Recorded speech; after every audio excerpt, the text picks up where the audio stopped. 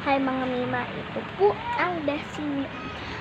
So ngayon for today's video, it's me na naman. So tinatry ko na naman mag-makeup. Kaso nga madilim sa bahay. Pagka nakaganda nakasandal. Sandalo ng phone ko. Ayan. Diba mandilim-dilim makikita yung yes. Feel ko, kasi ayaw ni Papa magpabukas ng ilaw. Kasi nga masakit ulo niya. Tinatry ko mag-makeup. Di naman sobrang sakit ng ulo ng papa. Tinatry ko mag-makeup. Pero, sa taas. Pero ayaw naman kasi masarap ang ilaw. Oh my gosh. Gusto ko talaga magawa ng ano na to. So, sorry kung mainit kasi hapon na. Mga 5:44 na kasi yung mga bata na. Pero yung iba na, tutulog ko kaya sa bahay lang ka. So, tinatry ko mag-makeup talaga kasi gusto ko nga, wala akong ayos ngayon. Pero nangyayon na ako matagal na. Kasi wala dito kanina. So, papakita ko muna sa inyo yung view. Ayan siya. Diba ang liwanag? Kaso na yung dun sa harap tumbak. So, tara muna natin pagbukas. For today is maingay talaga. May mga berries. And may flowers. Umulan na siya. Tapos mga basa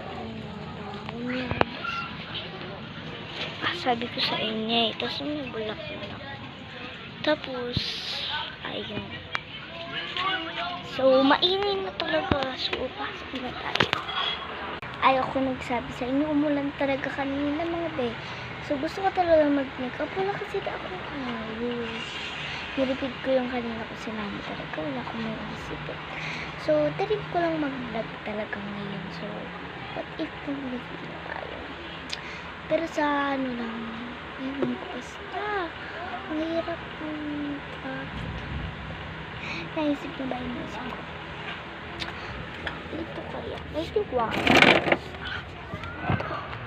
oo may liwanag dito na lang ayan so dito tayo magbablog so repeat ko tong vlog na to mamaya pa ito kasi